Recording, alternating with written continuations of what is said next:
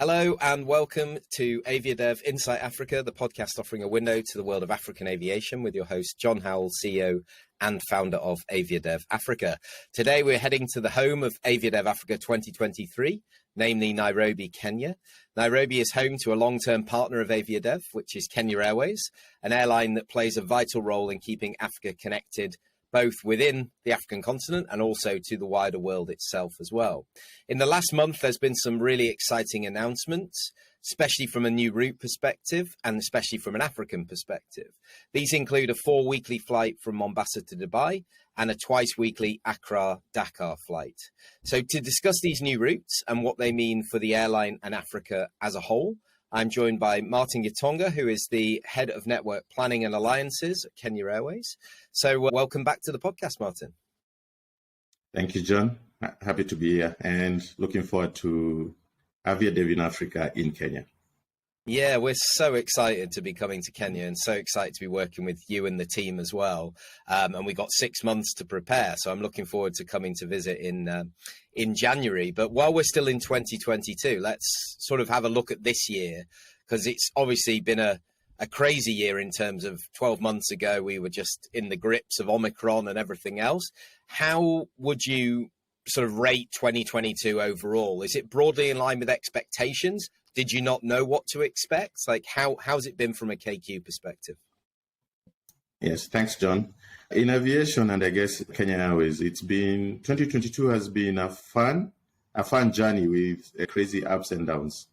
We started off the year quite optimistic, and we are going to end the year quite optimistic, looking at even the Christmas gifts, more or less, in terms of the new routes that we are launching in this month. In between, we've had our challenges, with the most significant being due to the restructuring, we had to take some aircraft out of flying, which did affect how many seats were available to the markets. And we are seeing, and we're going to close the year at around 70% of 2019. The other significant impact in 2022 has been China itself, as China still remains currently with a zero COVID approach, which means really we are really restricted, and we are operating 1 weekly, and now we've gone to 2 weekly in December, as opposed to a daily flight just before COVID.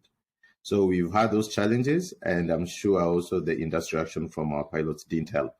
So it's been quite interesting, but we are ending the year strong. That's really good. Yeah, definitely the industrial action is something that we've everybody has covered in great detail. We don't need to go into great detail on that. And obviously the China market is such a big deal with where you are geographically and your export and import markets and all that sort of stuff. So, fingers crossed that things are softening over there and that market opens up into 2023. So we'll watch this space. So let's move on to these new routes. The first flight that I wanted to talk about, starting on the 11th of December, we're recording this on the 7th, is Accra and Dakar, which is super interesting. So Ghana and Senegal. So talk to us a little bit about this. Why is it now the right time? And tell us about the actual traffic rights that you've got. I'm assuming you've got fifth freedom to operate between the two destinations. Yes. Accra itself has been one of our strong points as Kenya Airways, Ghana having very close relationship with Kenya. And because of both countries being signatories to AFCA, that's the Africa Free Continental Trade Agreement, we were actually test pilot between Kenya and Ghana, where we ended up exporting batteries to Ghana under this AFCA agreement. And because of that, we've been flying actually a daily flight into Ghana with onward connections to Freetown and Monrovia. But now we saw the growth of trade between Ghana itself and Senegal without air connectivity. Both countries are signatories, just like Kenya, to SAATM, single aviation market. And because of that, we saw the need to connect the two countries. Being signatories to SAATM means that we were able to access the fifth freedom traffic. And that means from 11th December, we'll be the only carrier operating between Accra and Dakar, and we'll be able to reduce flying time between these two great countries from currently 7 hours to slightly over 3 hours. And actually, even our fares are lower than what you are able to currently access between Accra and Dakar. We also are interested in growing Senegal. We're starting off with a light touch of just 2 weekly, but there's potential to grow this. And that's because Senegal is the first Kenyan Francophone mission abroad. So within Francophone West Africa, it's the first one that Kenya has an embassy representation. And because of that, and being close to our own local government, we want to provide greater access. And those are the reasons basically why we saw the need to connect these two great countries and also to connect them back to Nairobi. So it's predominantly a trade-based, business-based route. That's what's driving the demand and the fact there isn't the connectivity at the moment. Yes, it's two countries that are very vibrant. The risk we are taking is because one is Francophone and one is Anglophone. But we do see trade ties, with Ghana really being the bigger exporter into Senegal as of 2022. But we believe there is potential, especially for the business traffic itself, to really grow between Senegal and Ghana. And also there are cultural ties that they can be developed because both countries are very vibrant in terms of whether music festivals, in terms of going after trade itself. So there are many other connections that can be developed. And with the growth of that, we will grow our frequencies between these two countries. Fantastic. So you've alluded to a couple of the pillars of the African Union. We talk about them all the time, SAATM, the AFCFTA, and then the third one, of course, is the free movement of people protocol as well. And we've obviously recently seen a change at the helm of AFCAC with our good friend Adefunke Adeyemi taking over as Secretary General. And of course, they are charged with implementing Open Skies, making sure that SAATM is implemented, and where those agreements already exist, that we at least implement those and then obviously open the market wider. So as somebody who's actively involved in developing the network, and with Kenya being a signatory to SAATM, as you said, that's one of the reasons that you've launched these new routes. How do you see the progress? Are you finding that the barriers are dropping across the continent, or have we still got a lot of challenges around sort of open access to these markets? The big aviation markets, and thanks to the great work being done by AFCAC, big aviation markets are the ones that need to be tackled, that are still quite strong, in spite of being signatories of SAATM and all that, are quite strong in terms of either giving pushback whenever we need to grow connectivity. But if you look at, in this case of Senegal and Ghana, we first and foremost are good partners with Africa World Airline. And also during my visit to Dakar, we sat down with Air Senegal, and we are going hopefully to announce something positive in terms of our Pan-African approach and working with African carriers. So based on that, we've gotten support from the ground up. We've not had to really fight to get those freedoms. We've gotten very good support because Ghana traditionally has been a strong supporter of SAATM. And we currently do operate fifth freedom sectors out of Ghana into different other countries. But for Senegal also, we do have 2 flights from Abidjan that also operate with fifth freedom. So because of that, because of the history, because of the relationship, and because of the fact that we are the national carrier of Kenya, and Kenya has good relationship with Ghana and Senegal, we've gotten very good support. And we do appreciate that, because also economically and financially, the numbers say that we should be looking at these markets. Yeah, and it's obviously really complementary that where Senegal is geographically over there on the west coast in Francophone Africa, it's a very different network, different market to what you're serving from on the east side in Nairobi and in Kenya. So it's very complementary, and I think when you sit down, you look at the networks and say, look, there isn't that much overlap, and actually if we can get access into your market and vice versa, we're much stronger together. So I'm super excited to hear that partnership's going on.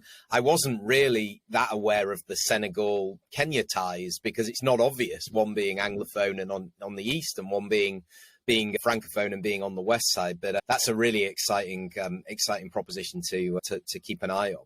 So let's sort of zoom out a little bit. Let's look at this other international flight. So you've been very busy. We got the 15th of December is the launch date of the Dubai Mombasa flight. So talk to us a little bit about that. I'm assuming this is a leisure route that is being predominantly driven by that, or is that too simplistic? As usual, there are always some nuances in aviation. But yes, you're at a bigger picture. Yes, it's leisure traffic, but there's also very strong, we call it VFR. That's the family historic relationships, especially because of our coastal Oman influence. And there's a lot of that in the Gulf. And basically, there's a lot of family ties between these 2 points. Even in Dubai itself, we do have a lot of Emiratis who have connections also to our coastal city and the coastal region as a whole. We are really excited and happy because this was one of our great focus points in terms of creating and developing a secondary hub out of Mombasa internationally. So traditionally, all traffic has been coming through Nairobi. This will be our first flight in a very long while, because historically we used to do this in a very long while. This will be our first flight international and directly connecting Mombasa to a secondary point that is not Nairobi. We are focusing on the partnerships to try and grow it a bit out of Dubai. So we'll focus on the Eastern Europe market, which is also very significant for tourist and leisure traffic into Mombasa, with our partner Fly Dubai to begin with, but we will extend this to all our partners. Of course, we have our SkyTeam partners that operate into Dubai, specifically here, Saudi Arabia. So we look at connecting the Gulf and Eastern Europe, Central and Eastern Europe into Mombasa. And that's the primary focus of that flight itself. Okay, so the focus is try and get some feed that people who are bringing those tourists through Dubai, get those partnerships, get some interlines, get some code shares going with some of the other airlines that serve. But you were saying you have something in place with Fly Dubai. You have a partnership there already. Yes, we have that partnership. It will serve us because also we have a lot of labor traffic actually, which goes to the Middle East, that will be serviced through Fly Dubai.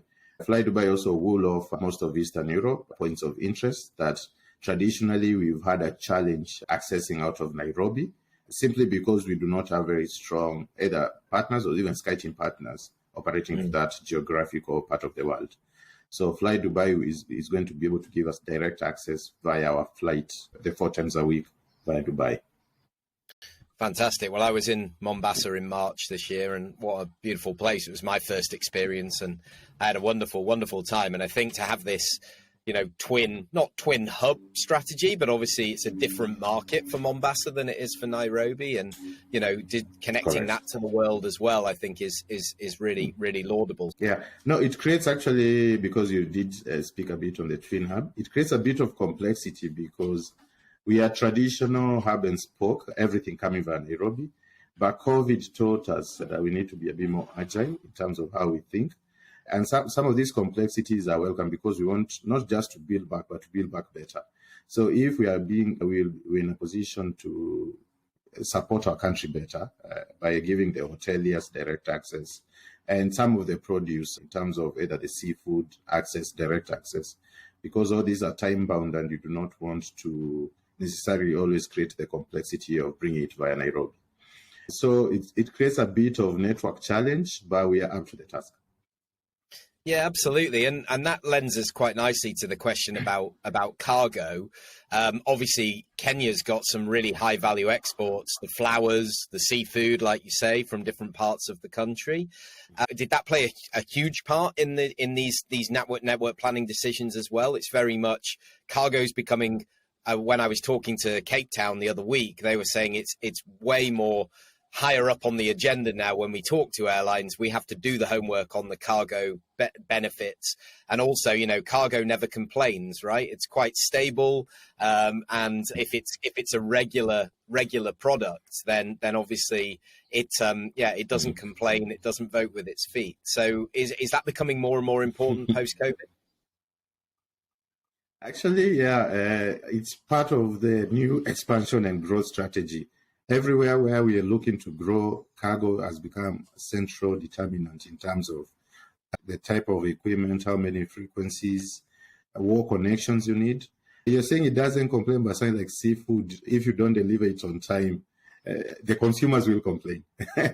So there are interesting bits in terms of us traditional passenger-oriented network planners starting to get a full view, a full scope and understanding the needs and demands on our cargo sector. So belly cargo and subsequently freighters that follow depending on how much you build up the belly cargo have become quite important in terms of determining where we select and even the schedule itself that we operate. Yeah, and that seems to be a trend that we're considering across the board, and we're hearing from many different operators for sure. So let's sort of zoom out a little bit. I want to ask you about the routes, the destinations that we could look at maybe for 2023. Any ideas? But more than that, because obviously our audience is very much the industry, and there'll be destinations, there'll be airports who will be saying, I've been trying, or I would like to get Kenya Airways flying to my destination. So give us an idea, first and foremost, what do you want from them? They will have the opportunity, obviously, at AviaDev to meet with you and to present their business case. What is it you're looking for when it comes to a potential partner, and which routes, if you can share with us, routes, destinations are interesting to you at the moment, both within Africa and obviously further afield? Yes, yeah. So, John, apart from those two big ticket items in terms of our Accra Dakar and Mombasa Dubai, we are actually expanding, and there are some of them that are live, new points that we've selected. And the drivers are usually the traditional drivers in terms of why do we look at them. So we are going to grow Joburg, our Johannesburg flight that we fly 3 times a day. As of 11th December, we will also add a 4th on 3 days of the week. So on Friday, Saturday, and Sunday, we'll have an additional 4th daily flight. And the driver is simple. The driver for this, apart from cargo being one of the key determinants, the other driver is the ease of passenger movement between these points. So South Africa and Kenya improve their bilateral relationships. And as of 1st January, Kenyans will be able to access South Africa with visa-free. So that moves the money that was being expelled more or less or used to acquire visas into being money to either travel, look for new adventures within South Africa. And that has caused a bit of interest, or we can see from our forward bookings, a bit more shopping interest from Kenyans looking at the different cities within South Africa. So it's not just even Joburg. They are looking at Durban, they are looking at Cape Town, and other points within South Africa. So that has meant for us as an airline, we've looked at increasing our partnerships within South Africa itself, increasing our frequencies. Now we will be able to operate 4 times a day. And that means you get a selection of what time of day to fly. So you can even avoid flying into a hotel, as traditionally people used to do. And you can land in the morning, do your adventuring, and even take an evening flight out because it's only 4 hours out. So that kind of ease of travel, of movement, is what's driving us. And actually the same case happened for Senegal, where for Kenyans, you do not pay for the visa. You just enter, arrival, and more or less there are no charges for Kenyans going into Senegal. So those kind of bilateral relationships being enhanced between governments are key driver. So if it becomes very hard or very difficult or very expensive for either the nationality of one country or for us, even Kenyans, to go into the other country, then the demand gets affected. So that is one of the key drivers, the bilateral, the tourism bodies pushing for a better bilateral approach, even visa regime between the two countries. The other points that we will bring up during the AviaDev next year, the same points that we've been talking about. So double taxation, cost of operating into those markets. What programs in terms of support for the airlines in frequency capacity increases. We do see a lot of that in the Vanilla Islands, our friends in Madagascar, who have a very healthy support program for airlines. And you can see that has translated to frequencies. So Madagascar, we are back to 9 times a week. We are looking at going double daily by next year. And that is because of the healthy support we are getting from the authorities in Madagascar, the airport team down there. We've also gotten the same from Cape Town itself, which speaks to interest from both sides. And as of 17th of December, we will actually fly our Dreamliner into Cape Town. And it's already fully booked. And John, there's nothing more interesting and actually fun for a traveler as being in a full 234-seater full of holidaymakers. That feeling you get on board really is part of the holiday. So we look at making the 787 a permanent fixture next year in Cape Town. And we thank the West Grow team and David. Really, we've gotten a lot of support down there. And this is what basically drives growth in aviation sector. The support you get from the markets that you're looking at. And in terms of that, it's not just in one area, it's in all areas. Yeah. They were all the examples I was going to pick out, because I'm actually interviewing the Madagascar team later this week to talk about their new incentive scheme. So we'll go into more detail. So everybody listening, stay tuned for that. But also, I interviewed Cape Town last week, and we were talking about the Dreamliner. They said, oh, it's a single frequency, but we'd love for it to extend. And I flew KQ earlier this year on the Embraer. So we stopped at Vic Falls and then we carried on. Yeah. And it's a great flight, but I think for the distance, it does make sense that, you know, if you've got the capacity and you've got the demand, then obviously the experience on the Dreamliner is something different. And yeah, I think the most important, the word I would use is it's about friction. It's about reducing the friction. When a government sees the opportunity that aviation is delivering and says, okay, what do you need? Well, we need visa-free access. We need tariff-free trade, and we need access to your market as an airline. And if you get those three things, which is what we've been pushing for all these years, and you can identify those markets, what I would like to see is this not be on a bilateral basis, but on a unilateral basis, that we don't have to worry about that. And it shouldn't be easier for me as a UK passport holder to arrive in South Africa and just get a visa for 90 days without paying. It should be as easy for me as it is, and it will be now, obviously, for the Kenyans come the beginning of next year. So that will just continue to drive it. And I know that the South African team will be involved in the event next year as well. So before I let you go, I'm going to come and visit you next month in Nairobi, which I'm really looking forward to. But let's talk about AviaDev. What are your hopes, and what do you hope AviaDev Africa can do for Kenya generally? I believe KTB's goal is to get the tourism arrivals 2019 by next year. That actually contradicts and goes against the IATA forecast. And the only way we can achieve that is to forge closer partnerships to ensure that we are able to attract and develop some of these new markets. So by having all the industry players in Nairobi, that in itself will work towards the goal that Kenya and KTB and the government itself wants to achieve. Fantastic. Well, we're really excited. We're looking forward to doing a lot with each other over the next 6 months or so, and really telling the story of Kenya and Kenya Airways and all of the opportunities that exist, and the fact that Kenya is very much open and willing to engage with all of the players. So thank you so much for joining us today, Martin. Really appreciate it. Great news on the new routes. I'm looking forward to seeing the water arches and the celebrations and all the cakes and whatever else will be produced on the back of those. So we'll be sure to cover those. You can also connect with Martin on LinkedIn. I'll put the hyperlink in the show notes so you can reach him on there. And if you did enjoy the podcast, do subscribe so you don't miss another episode. Share it with somebody in your network you think would benefit, and we'll see you for the next episode very soon. So thanks once again, Martin, and I'll see you in the new year. Thank you, John. Happy holidays. Thank you. Take care. Bye-bye.